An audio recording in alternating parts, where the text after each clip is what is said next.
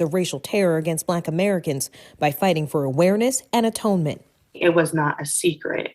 So we always attended the family reunions, and it was something that was always shared. Reagan Pickett says her whole life she's heard the traumatic tales of what happened in Rosewood, Florida in 1923.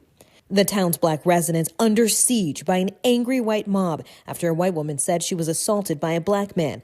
Homes and businesses burned down, Black families lynched, targeted, and torn apart. One survivor described the horrific events for CBS 60 Minutes in 1983. I know they killed my aunt and they killed my granddaddy. Made my granddaddy dug his hole. He didn't have but one arm, but they made him dug his own grave. And he prayed, and they shot him backwards in the grave. Pickett's great-granduncle, a survivor of Rosewood, who fled to safety by train. How many people actually died? Documented, we know 7 people, but we know there had to be more. We don't really know exactly where everybody went.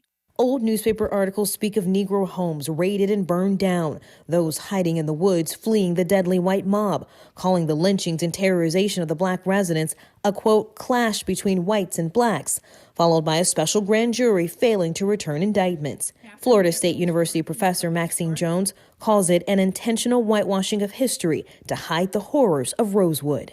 I think we should feel uncomfortable about certain aspects of our history.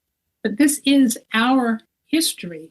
In 1994, Florida Governor Lawton Chiles signed a bill to give $150,000 to survivors and scholarships to their descendants like Pickett, who now attends college about 140 miles from where her family's history intersects with a painful past. Many saw the passing of the law as a big moment of reckoning. I'm glad that the state of Florida acknowledged that Rosewood happened and decided to compensate the families. Again, you can't put a price on what these people lost, the generational trauma. 2 generations later, Jonathan Barry Blocker, a descendant of a Rosewood survivor, says his grandfather was separated from his family during the terror. Some family members were never reunited again, burying his painful memories by refusing to ever speak about what happened. I didn't learn about his connection to Rosewood until I was 13 when the movie came out. I was born and raised in Rosewood. This here's my home. The 1997 movie Rosewood. My father sat me down and informed me that people may ask questions in light of this movie. And I didn't know why. And he said, well, your grandfather was involved in the event. Colored folks own all the land around here, all the businesses too. This movie, the first time Blocker learned what he says had been haunting his grandfather.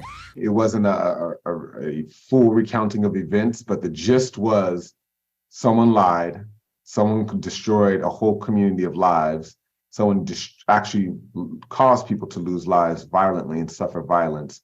And I just thought that was unconscionable. Blocker says his grandfather applied for compensation from the state, but was denied because he couldn't prove he owned land in Rosewood. Fearing death, Blocker's grandfather, along with many of the other survivors, never returned to Rosewood and never reclaimed property and land. A loss back then, still impacting their families today. Did we own land? Could we have owned land? Could we have amassed land? Could we have built wealth? What would that have looked like a generation or 2 generations down? What opportunities might we have pursued different than what we've pursued now? Might we be further along in our maybe generational goals? Nadia Romero, CNN, Atlanta.